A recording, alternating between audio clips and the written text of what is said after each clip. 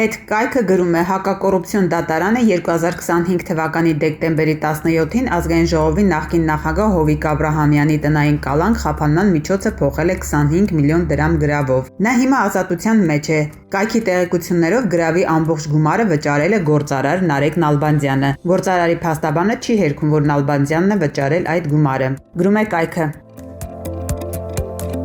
Ժողովուրդ օրաթերթի տեղեկություններով Նիկոլ Փաշինյանի հրահանգով իշխող կուսակցության տարածքային կառույցներին տրվել է հանձնարարական մարտի 1-ից լինել լիարժեք ձևավորված եւ պատրաստ։ Արդեն իսկ ընթանում են հանրապետության ողջ տարածքում աշխատանքները։ Տարածքային կառույցներում նկատվում է անսովոր ակտիվություն։ Արագացված ռեժիմով ընթանում են շտաբների ձևավորման, վարձակալության, կադրերի ներգրավման եւ կազմակերպչական աշխատանքներ։ Տարածքային կառավարման եւ ենթակառուցվածքների նախարար Դավիթ Խուդատյանը թերթի տեղեկություններով վերջին օրերին գրեթե ամբողջությամբ կենտրոնացել է շտաբային աշխատանքների վրա, կարծես թե երկրորդ պլան մղելով իր անմիջական պաշտոնական պարտականությունները։ Նա անձամբ է զբաղվում շտաբների կառուցման գործընթացի համակարգմամբ։ Գրում է թերթը։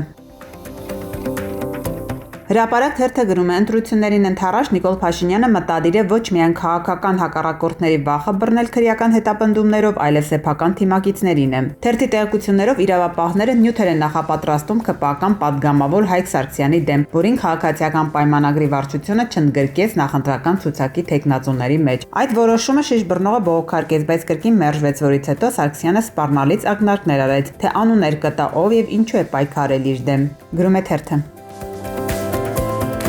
Հրապարակ թերթը գրում է. այսօր Նիկոլ Փաշինյանի նվագակցությամբ կազմակերպված դիսկոտեկն է կայանալու։ Մասնակիցները հիմնականում յուրայիններ են, որոնց 7 պորտն ուսումնասիրել են նոր գրանցել միջոցառմանը մասնակցելու թույլտվություն տալով։ Գրում է թերթը։